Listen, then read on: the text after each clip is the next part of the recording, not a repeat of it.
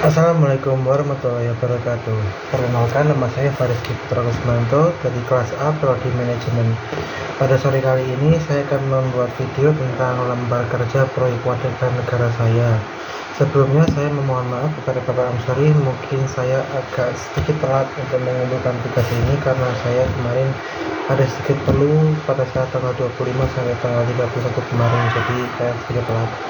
Baik, saya lanjutkan. Langkah 1 yaitu melakukan kegiatan observasi lapangan. Pada saat kegiatan observasi telah ditemukan di beberapa masalah yang ada di lingkungan sekitar.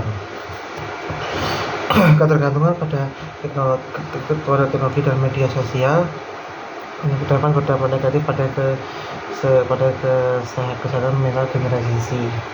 Lalu tantangan di bidang pendidikan meliputi tekanan akademis yang tinggi, kecenderungan untuk multitasking yang dapat mengganggu proses belajar, serta kesenjangan dalam akses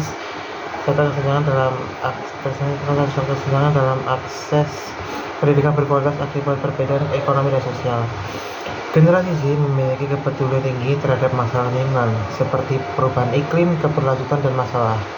Lalu adanya kesenjangan ekonomi pada yang semakin melebar bisa mempengaruhi generasi Z.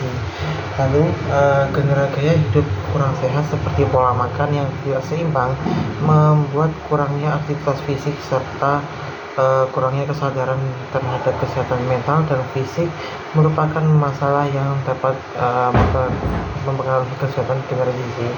Lalu langkah yang kedua ada menentukan tema dan topik. Setelah menentukan identifikasi masalah, maka dapat ditentukan dengan topik permasalahan yang akan dibahas dan diselesaikan dalam proyek warga negara. Topik yang dipilih adalah kebiasaan dan gaya hidup Gen Z.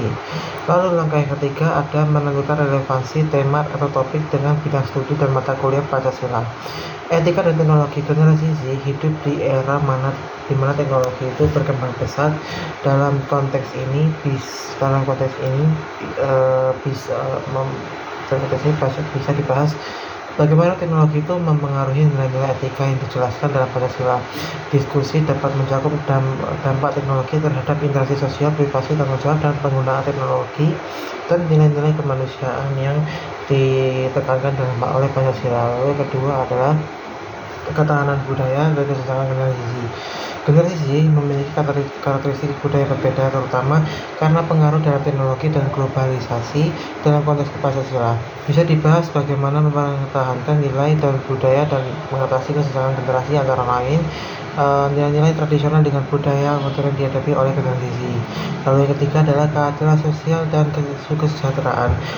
Pancasila menekankan pentingnya keadilan sosial dan kesejahteraan bagi seluruh rakyat Indonesia.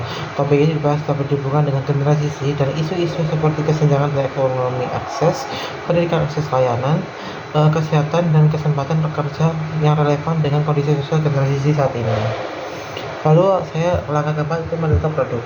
Jenis produk yang akan dibuat adalah poster Gen Z in modern era, yang bertujuan untuk memberikan informasi kepada umum yang di dalamnya berupa gambar dan tulisan. Berikut adalah poster yang saya buat.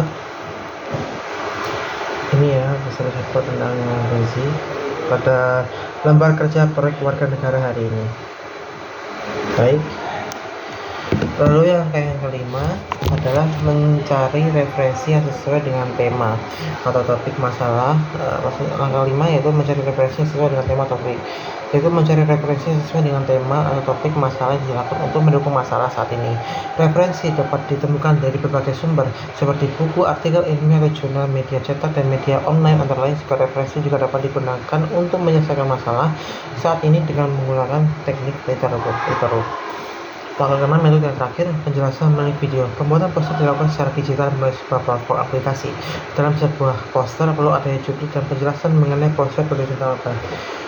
Poster ini bertujuan untuk para Gen Z di era modern untuk terus kreatif dan membanggakan di era-era modern saat ini. Seperti itu. Baik, segitu dulu video lembar kerja perkuatan saya. Semoga ini bisa membantu dalam penilaian Pancasila saya. Terima kasih. Assalamualaikum warahmatullahi wabarakatuh.